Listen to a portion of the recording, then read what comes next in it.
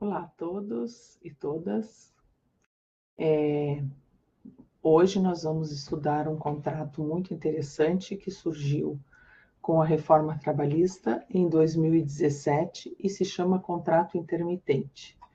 Em outros países ele é considerado contrato de 0 hora, porque tem uma situação específica quanto à prestação de trabalho, a quantidade de prestação de trabalho que nós vamos ver. Eu vou compartilhar minha tela e vou me permitir desligar aqui a minha câmera. Então, vamos compartilhar aqui essa janela sobre o trabalho intermitente. Pois bem, qual seria a base legal e o conceito de trabalho intermitente? O contrato intermitente foi introduzido no ordenamento jurídico brasileiro pela Lei 13.467 de 2017, conhecida como Reforma Trabalhista, que passou a vigorar em 11 de novembro de 2017. Essa modalidade contratual representa uma significativa mudança nos paradigmas das relações de emprego no país. O objetivo declarado pelo legislador foi formalizar o trabalho conhecido como bico, oferecendo proteção legal a uma prática já existente no mercado informal e, teoricamente, aumentar os índices de empregabilidade formal no Brasil. Quais são os fundamentos normativos dessa nova legislação? A base legal principal do contrato intermitente encontra-se em dois dispositivos essenciais da CLT. O artigo 443, parágrafo 3º, que estabelece a definição contratual da modalidade, e o 452, que diz como vai ser a operação desta relação jurídica, como vão ser os aspectos operacionais. Esses artigos, então, formam a espinha dorsal da regulamentação, detalhando direitos, deveres e procedimentos. Qual é o conceito? Então, está ali no 443, como eu referi. Considera-se como intermitente o contrato de trabalho no qual a prestação de serviço com subordinação não é contínua. Então, a prestação não é contínua, ocorrendo com alternância de períodos de prestação de serviços e de inatividade, determinado em horas, dias ou meses, independentemente do tipo de atividade do empregado e do empregador, exceto para os aeronautas que têm legislação própria. Então, vamos ver o que significa essa atividade com alternâncias de período de prestação de serviços e sem prestação de serviço. Esse é o toque principal. O artigo 443, então aqui está transcrito, na verdade, o artigo 443, parágrafo 3º, que fala do contrato intermitente, ele é, na verdade, aquele artigo que menciona que o contrato de trabalho pode ser, dentro do título do contrato individual do contrato individual do trabalho. O artigo 443, o caput dele, ou seja, a cabeça dele, fala do contrato individual do trabalho, que pode ser acordado tácita ou expressamente, verbal ou por escrito, por prazo determinado ou indeterminado, para a prestação de trabalho intermitente. Esse é o caput, né? Então, aqui, ele dizia que pode ser prazo determinado, indeterminado e intermitente, que é o que alterna. A gente só tinha essa bivalência, o contrato era a prazo determinado ou ele era a prazo indeterminado. O contrato a prazo determinado, pelo artigo 445, ele não poderia ser estipulado por mais de 2 anos, observada a regra do artigo 451. O que esse contrato significa? Que se passados os 2 anos, ele se converte em contrato a prazo indeterminado. Também o contrato de experiência, aqui no 445, é um contrato a prazo determinado que não pode exercer 90 dias. Isso está no parágrafo único do 445. Então, o 443 foi alterado para dizer o seguinte: olha, tem os contratos a prazo determinado, Tem os contratos a prazo indeterminado. E agora tem o intermitente, que às vezes é determinado para certos dias quando a pessoa é chamada. Vamos ver como é que se dá esse contrato intermitente.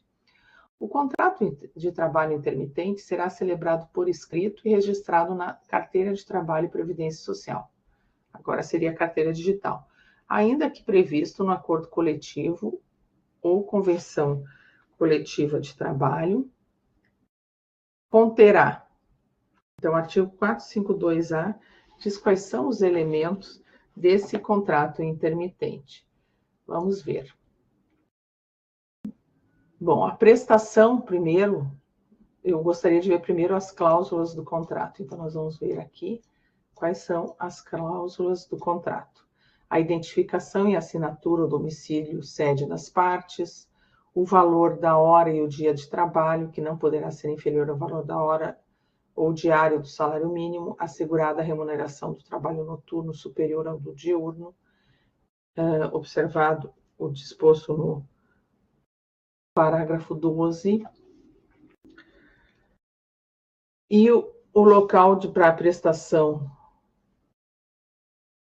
o local e o prazo para pagamento da remuneração tem que ser ajustado. É importante aqui que a gente verifique como é que se dá essa dinâmica da chamada. Então, vamos ver algumas questões prévias. Então, essas cláusulas são específicas e estão no artigo 652. Eu tenho que receber esse valor da hora, que não pode ser inferior ao salário mínimo. Aqui nós vamos ver algumas características do trabalho intermitente. Bom, primeiro, a prestação não contínua. A característica fundamental é a descontinuidade na prestação de serviço, diferenciando-se radicalmente do modelo tradicional do trabalho permanente e ininterrupto. Tanto é que aqui quais são os elementos do contrato de trabalho? É a subordinação, a pessoalidade, a continuidade e a remuneração. Aqui nós temos uma subordinação, nós temos a pessoalidade, o problema está na continuidade, que significa a habitualidade. Aqui a habitualidade ela é mais rarefeita, porque ela vai ser chamada, a pessoa vai ser chamada quando houver necessidade do empregador. O problema todo é como é que fica a necessidade do empregado. Esse contrato de trabalho intermitente, em Portugal, por exemplo, eles determinaram que o sindicato paga um mínimo enquanto a pessoa não está sendo chamada. O contrato se estrutura na alternância entre períodos de atividade laboral efetiva e períodos de inatividade, nos quais o trabalhador aguarda a nova convocação. Eu diria, uma vez escrevi um artigo sobre esse tema, que há uma subordinação intermitente ou expectativa. A pessoa fica esperando, na expectativa de ser chamada. A subordinação jurídica, caracteriza a relação de emprego, permanece presente, porém manifesta-se de forma intermitente, ou seja, de vez em quando, ativando-se apenas no período da prestação de serviço. Aqui há uma flexibilidade na unidade de tempo. A legislação confere ampla flexibilidade na determinação das unidades temporais da prestação de serviço. O trabalho pode ser pactuado em horas, dias ou meses, tá? Conforme a conveniência da parte e a natureza da atividade empresarial. O importante é destacar que esta modalidade independe do tipo de atividade do empregado e empregador, podendo ser aplicada praticamente a qualquer setor econômico, com uma única exceção expressa, os aeronautas, que têm lei própria. Aqui nós temos uma flexibilização laboral. Então, o contrato intermitente é um exemplo de flexibilização, porque representa uma ferramenta estratégica, permitindo às empresas ajustar seus custos conforme oscilação da demanda produtiva ou comercial. E aí, como é que é os requisitos de forma? O contrato deve ser obrigatoriamente por escrito, não se admitindo a forma verbal. Essa exigência visa garantir a segurança jurídica às partes e facilitar a fiscalização. Tá? A CTPS então tem que ser registrada por escrito. Tem que ter um conteúdo mínimo, identificação, empregado-empregador, explicação clara da natureza intermitente e principalmente do valor da hora ou da jornada. O valor da remuneração possui limites legais inafastáveis, não pode ser inferior ao salário mínimo e deve respeitar a isonomia, ou seja, outra pessoa ganhando semelhante na empresa, que está previsto no artigo 460 e é um dogma do direito do trabalho de igual valor, igual salário, tem que ser o valor pago aos demais empregados da empresa que exercem a mesma função. E uma outra característica que daria a possibilidade é que o empregado pudesse ter mais de um vínculo. Na verdade, assim, podemos questionar, mas pode ter outros vínculos. Então, isso é uma característica distintiva e liberal dessa modalidade, que o empregado pode celebrar com diversos empregadores. Então, ela pode prestar serviço para vários tomadores, não é? Desde depois tem que ajustar se coincidirem as chamadas. Essa liberdade contratual poderia ser uma oportunidade de renda ao trabalhador, mas também fragmenta a proteção social. Quem vai recolher o INSS, perante a quem esse empregado vai responder. Vamos ver como é que é a dinâmica da chamada, a chamada do contrato intermitente. Como é que ele é convocado? O empregador convocará por qualquer meio de comunicação eficaz para a prestação de serviço, informando qual será a sua jornada, com pelo menos 3 dias corridos de antecedência. Então, isso aqui está no artigo 452-A.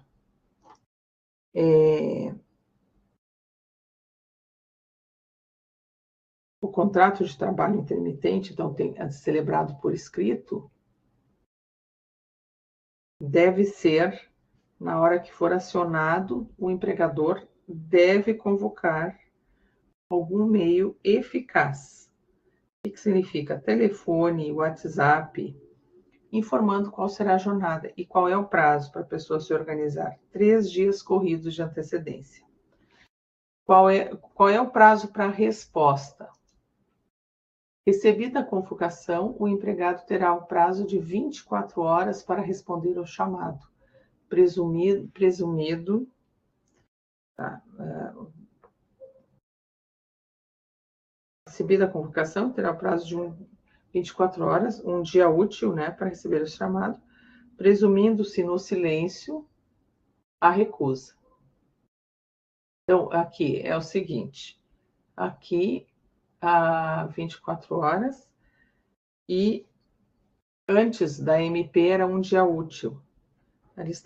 Aqui teve uma regulamentação que dizia um dia útil, mas, na verdade, agora são 24 horas. Qual é o efeito da recusa? Não descaracteriza a subordinação. Então, vamos ver se a gente entendeu bem. Há uma dependência, digamos, econômica, que a gente chama de subordinação, mas a subordinação pressupõe obedecer à ordem. A ordem principal é trabalhar. Aqui também o elemento subordinação está um pouco enfraquecido, porque ele pode dizer não vou aceitar esta chamada. E não descaracteriza a subordinação. Dessa vez eu não vou atender a chamada. E tudo bem, e pode ser assim, tá? Então, esse aqui é o prazo e é a especialidade do contrato intermitente. É a questão da chamada. É a dinâmica da chamada. Então, vamos resumir a dinâmica. Vamos ver. É o cerne operacional. Então, tem que ter regras de comunicação clara entre o empregador e o prestador de serviço. A convocação, qualquer meio eficaz, 3 dias. WhatsApp, e-mail, telefone e aplicativos. Qual é o prazo para a resposta? Um dia útil ou 24 horas. O silêncio é recusa. Então, o valor do silêncio aqui significa não, porque vocês sabem que para o direito o silêncio tem várias interpretações. E aqui o silêncio significa não. A recusa não é um direito potestativo do empregado. Está na linha de decisão dele. Não constitui insubordinação, nem desídia.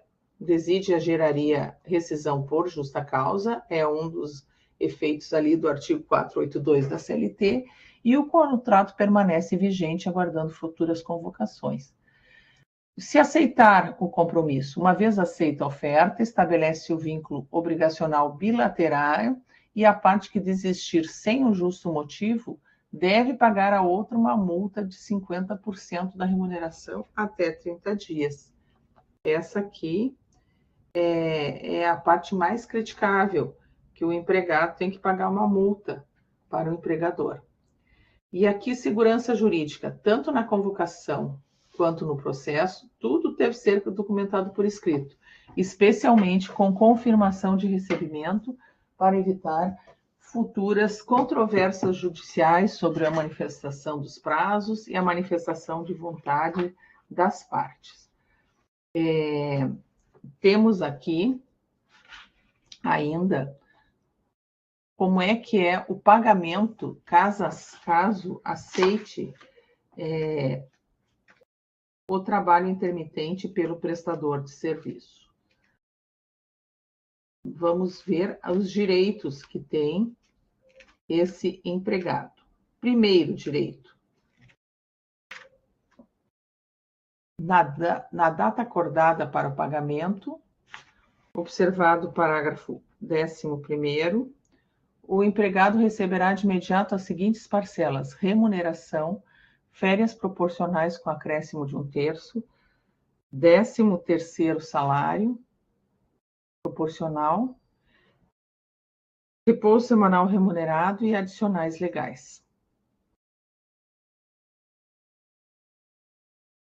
Isso aqui hoje está no parágrafo 6º. Tá? Antigamente era no parágrafo 10º, primeiro, e agora está no parágrafo 6º. Houve uma alteração aqui legislativa. O recibo de pagamento. O recibo de pagamento deverá conter a discriminação dos valores relativos a cada uma das parcelas referidas no parágrafo 6º. Então, o que o recibo de pagamento deve constar? Todos aqueles itens que a pessoa recebeu. Isso se chama o princípio da discriminação salarial. Tudo que é recebido tem que ser recibado e discriminado, né? Para não haver a complessividade. Complessividade é quando recebe tudo junto e não se sabe de que verba corresponde a quê. O direito a férias. A cada 12 meses, o empregado pode usufruir, nos 12 meses subsequentes, é o período aquisitivo, né? 1 mês de férias, período no qual não poderá ser convocado para prestar serviços para o mesmo empregador. Artigo 452-A, parágrafo 9º. Então, aqui, a divisão de férias em períodos eu posso dividir, porque o trabalhador normal pode. O empregado, mediante aviso prévio, acordado com o empregador, poderá usufruir suas férias em 3 períodos, nos termos do parágrafo 1º e 2º do artigo 134. Isso aqui está no artigo 452. Pois bem, vamos ver. O que mais? Convocação para além de 1 mês. Na convocação excedente 1 mês, o pagamento das parcelas a que se referem o parágrafo 6º não poderá ser estipulado por período superior a 1 mês, a contar do primeiro dia do período da prestação de serviço. Então, eu tenho que pagar, se foi 1 mês, eu tenho que pagar as parcelas mensalmente. O valor da hora ou do dia trabalhado não é inferior, eu já mencionei isso aqui, é a questão da isonomia salarial, ou da equiparação salarial, que está tanto no artigo 460, previsto da CLT, ou também no artigo 461 da CLT. E o auxílio-doença? Para os fins do disposto nesse artigo, é o 452, o auxílio-doença será devido a partir da data do início da incapacidade. Então, também terá direito. Terá direito ao salário maternidade, diretamente pago pela Previdência Social, que conforme a Lei 8.213, e teremos que pensar que se houve a implementação dos prazos, a convocação, a anuência, a prestação de serviços, tudo fica ajustado e cumprido do contrato intermitente. A remuneração exige pagamento imediato, transferência obrigatória e discriminada, tem que ser a remuneração base, né? O repouso, o 13º. As cláusulas adicionais do contrato também é o local da prestação de serviço, os turnos, a forma e instrumentos de convocação, o formato de reparação na hipótese de cancelamento dos serviços. Tudo isso pode ser ajustado. O que é o período de inatividade? Então, vamos dar uma olhada no período de inatividade. Para fins do parágrafo 3º do artigo 443, considera-se período de inatividade o intervalo temporal distinto daquele para o qual o empregado intermitente tenha sido convocado e tenha prestado serviço, ou seja, que ele realmente não está trabalhando. Então, a inatividade aqui, vamos fazer algumas críticas. Compreende o tempo que o empregado aguarda a convocação, é aquela que eu disse, a subordinação expectativa, fica esperando, sem prestar serviço. Não configura tempo à disposição. Aqui é um problema, porque para a CLT, ficar aguardando ordens no local de trabalho, isso está no artigo 4º, é tempo à disposição. Mas aqui também o trabalho intermitente muda essa lógica, dizendo que não tem sobreaviso, não tem disponibilidade, não vai ser remunerado. Como eu disse, a opção portuguesa foi que os sindicatos ajustaram um salário base para esse momento de ficar aguardando. O período de espera não é remunerado no Brasil, criando uma lacuna significativa na proteção social do trabalhador. Essa ausência de renda é objeto de intensa crítica na doutrina. Impacto previdenciário.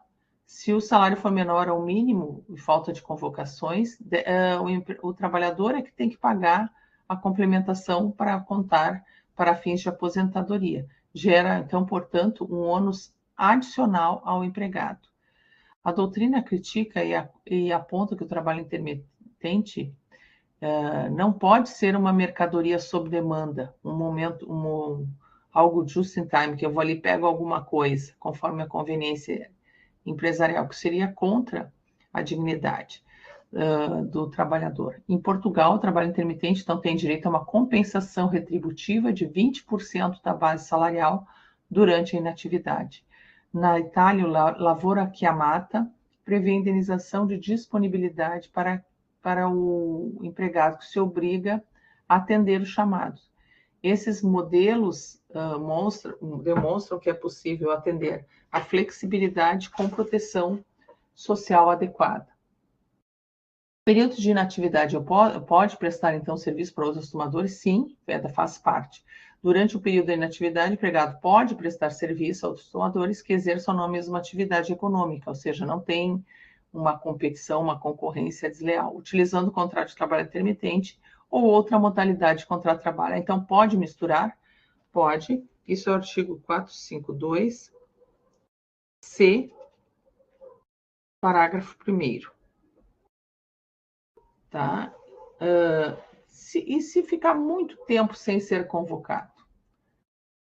Decorrido o prazo de 1 ano sem qualquer convocação do empregado pelo empregador, contado a partir da data da celebração do contrato, da última convocação ou do último dia de prestação de serviço, que for mais recente, será considerado rescindido de pleno direito o contrato intermitente. Então, 1 ano sem convocação, ele na verdade, por conta disso, ele se converte a um contrato a prazo indeterminado, determinado, aliás.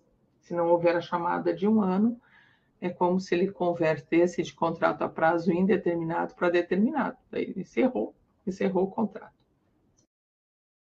E extinção do contrato. Quais são as verbas devidas? Na extinção do contrato intermitente, serão devidas as seguintes verbas. Pela metade, aviso prévio indenizado, calculado conforme o artigo 452. e a indenização sobre o saldo do FGTS. Então, pela metade do fundo de garantia e metade do aviso prévio indenizado. E integrais as outras verbas trabalhistas. Então, realmente, é um contrato que recebe menos parcelas do que os outros. No contrato a prazo determinado, normalmente, o empregado já recebe, aquele que sair antes do contrato paga metade do que ficar faltando de tempo para o outro contratante. Isso só existe a metade se for. Agora, se houver o cumprimento do contrato, recebe tudo integral no contrato a prazo determinado também. Então, o contrato intermitente quebra um pouco essa lógica, vai dizer que vai ganhar metade no aviso e do fundo e vai ganhar integralmente as outras verbas. Extinção do contrato de trabalho e movimentação do fundo de garantia. Aqui nós teremos a extinção do contrato de trabalho intermitente permite a movimentação da conta vinculada do FGTS na forma do artigo 20 da Lei 8.036, que é a lei do fundo, limitada até 80% dos valores do depósito. Então, esse é um valor que está determinado pela Lei 8.036. Então, permite até 80%, então não é total. Vamos ver aqui a outra questão, se a pessoa tem direito ou não ao seguro-desemprego.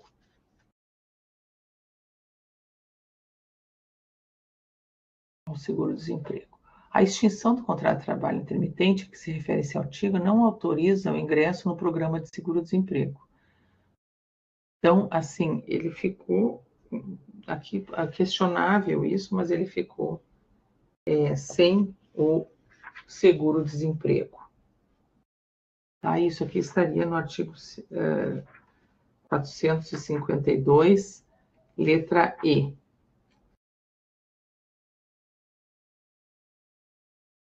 Vamos ver aqui, 452, letra E. Parágrafo 2º.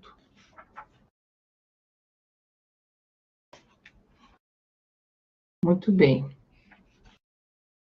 Como é que eu calculo as verbas rescisórias? Na média dos valores recebidos pelo empregado no curso do contrato intermitente. No cálculo da média que se refere ao caput, não serão considerados apenas os meses durante os quais o empregado tenha recebido parcelas remuneratórias no intervalo dos últimos meses ou do período de vigência do contrato de trabalho, se esse for inferior. Serão considerados só os meses que ele recebeu, ou no intervalo dos últimos meses, se for inferior. Então, conta a média do que tiver menos, não é do que tiver mais. O aviso prévio do contrato intermitente será indenizado, nos termos do artigo 487, parágrafos 1º e 2º da CLT. Para o empregado demitido, não poderia prestar serviço para o mesmo empregador por meio de contrato intermitente por prazo de 18 meses, contado da data da demissão. Ou seja, para não renovar esse tipo de contrato, tinha uma limitação. Aquele que for demitido não poderia ingressar de novo no prazo de 18 meses. Então, uma limitação na contratação de 2 contratos intermitentes na sequência. Depois, as contribuições previdenciárias. No contrato de trabalho intermitente, o empregador efetua o recolhimento das contribuições previdenciárias próprias e do empregado e o depósito do FGTS com base nos valores pagos no período mensal e fornecerá ao empregado comprovante do cumprimento dessas obrigações, observadas o disposto no artigo 911-A. Como é que vai ser a vestimenta e a prestação de serviço? Cabe ao empregador definir o padrão de vestimento, sendo lícita a inclusão do uniforme, logomarcas e outros itens relacionados à atividade desempenhada. Cabe ao empregador definir o padrão de vestimenta, então, e como é que é a higienização desse uniforme. A higienização do uniforme é de responsabilidade do trabalhador, salvo que, nas hipóteses em que forem necessários os procedimentos ou produtos diferentes dos utilizados para a higienização das vestimentas comuns. Então, se tem um produto especial engordurante ou alguma coisa para deixar o uniforme branco ou desinfetado, isso é por conta do empregador. Aqui eu trouxe uma jurisprudência, vamos ver. Aqui a primeira questão é que a ADI 5822, junto com as ADI 5826, 5829 e 6154, teve como resumo principal o reconhecimento da constitucionalidade do contrato intermitente pelo Supremo Tribunal Federal, com o julgamento finalizado em dezembro de 2024. Nossa, foi recente. Com isso houve a validação da reforma trabalhista. O STF validou o trabalho intermitente criado pela Lei 13.467, entendendo que ele não viola a Constituição Federal. No placar, nós tivemos, por maioria, 8-3, os ministros decidiram que a modalidade é válida, argumentando que ela traz flexibilidade e segurança jurídica, observando a vontade do Congresso Nacional. Os argumentos dos vencidos dizia: os votos alegavam que o modelo gera precarização, pois não garante o recebimento de ao menos o salário mínimo mensal, colocando o trabalhador em situação de vulnerabilidade social.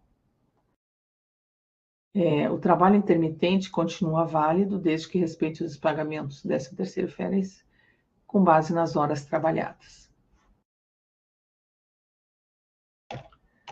Aqui eu teria também férias proporcionais, na ocorrência de dispensa por justa causa, por conta da Convenção 132 da OIT. Em nosso país, a autoridade legislativa não estipulou o período mínimo de trabalho. Fala a Convenção 132. Sendo certo que o parágrafo 11 do mesmo diploma garante o direito à percepção das férias proporcionais em caso de cessação do contrato de trabalho, sem fazer nenhuma ressalva quanto ao tipo de modalidade contratual. Analisando o teor da convenção e ponderando o alcance das normas que regem a questão, entendo que serem devidas férias proporcionais, aqui o Bezerra Leite, independente do número de meses trabalhados, ainda que a dispensa tenha ocorrido por justa causa. Isso aqui, então, uma decisão deferindo as férias proporcionais em dispensa por justa causa, do TRT 17 do Espírito Santo.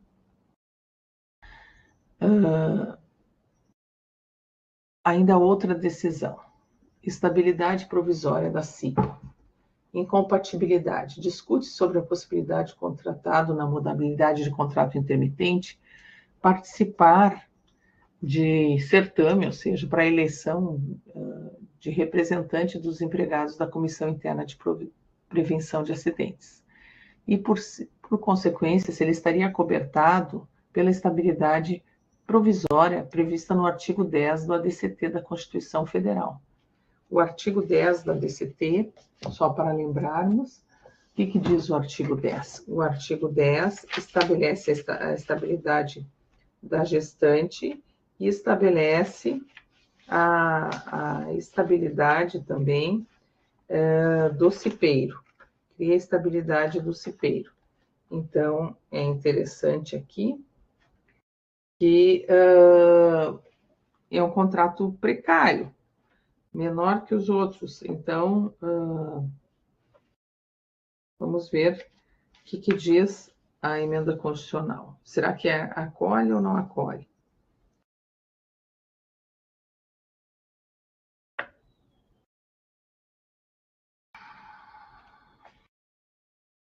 Aliás, desculpe, não é emenda constitucional, é o ADCT. Tá? Vamos ver o que diz esse acórdão aqui. O artigo 452 foi incluído pela Lei 13.467 para tratar sobre a modalidade de contrato intermitente, que se destaca por dispensar a continuidade na prestação de serviço do trabalhador. Nesse modelo, o obreiro é convocado ao passo que surge a demanda a ser suprida, não sendo considerado tempo à disposição o período de inatividade. Analisando o teor da NR5, que regulamenta a CIPA, desde o objetivo da CIPA, passando pelas atribuições até seu funcionamento, é imperioso que se reconheça a incompatibilidade da modalidade do trabalho intermitente com um membro da CIPA. Isso aqui é o TRT da 21ª Região Rio Grande do Norte. Vamos ver outra decisão aqui interessante, que aí é como se aplica na prática o contrato da CIPA. O que o TST tem dito? Horas extras, jornada móvel e variada, invalidade. Essa corte vem entendendo no sentido de considerar ilegal a estipulação contratual de jornada móvel invariável em que o trabalhador, ao ser contratado, desconhece os horários em que prestará o serviço, cabendo ao empregador a definição prévia de acordo com a sua necessidade e conveniência. Aqui ele declarou a inviabilidade da jornada à chamada. Né? Então, essa decisão aqui tá, né, tem uma discrepância com relação aqui a outra decisão do TST. Trabalho intermitente. Vamos ver o que dizem as fontes, como é que está ele regulado. O número de vínculos intermitentes cresceu, segundo o DIESE de 2024, representando uma parcela do emprego formal, embora que ainda pequena. Cerca de 0,94, não chega a ser 1% do total. A baixa remuneração, diz o DIESE. A maioria dos intermitentes, 76% em 2023, teve remuneração mensal inferior ao mínimo ou não registrou renda, com média bem abaixo do mínimo, especialmente para mulheres e jovens. Então, isso causa vulnerabilidade. Muitos contratos não geram renda em meses específicos, aumentando a vulnerabilidade. Setores mais comuns que existe no contrato intermitente é transporte, turismo, bares, restaurantes, comércio, devido à sazonalidade e os picos de demanda. Aqui nós temos, conforme a RAIS de 2019, o sumário executivo da RAIS falou que, no que tange ao trabalho intermitente, 46% dos vínculos foram no setor de serviços, 27% no setor de comércio. As ocupações com mais registros: assistente de vendas, repositor de mercadorias, vigilante, atendente de loja e mercados, bem como servente de obras. Então, um serviço com baixa escolaridade e vindo do setor de comércio. Quais são aqui umas críticas que eu organizei? A liberalização total da proteção do emprego, eu diria que afronta o trabalho decente. O que é o trabalho decente? Aquele exercício em critérios de liberdade, igualdade, justamente remunerado e com respeito aos direitos fundamentais do empregado.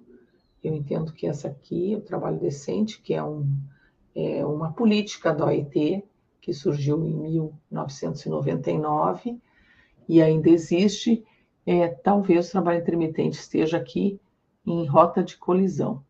Há uma precarização, com certeza.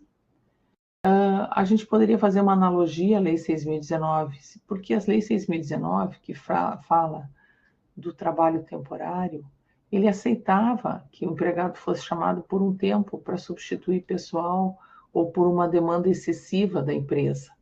Então, já existia isso no nosso ordenamento. Tá? Então, só que o trabalhador do trabalho temporário tinha mais proteção que o próprio trabalho intermitente, só que era feito dentro de uma terceirização. Aqui, na verdade, a gente fala que se inverte a lógica da proteção, tá? Porque eu estou, na verdade, preocupada com a atividade econômica e não em proteger o empregado.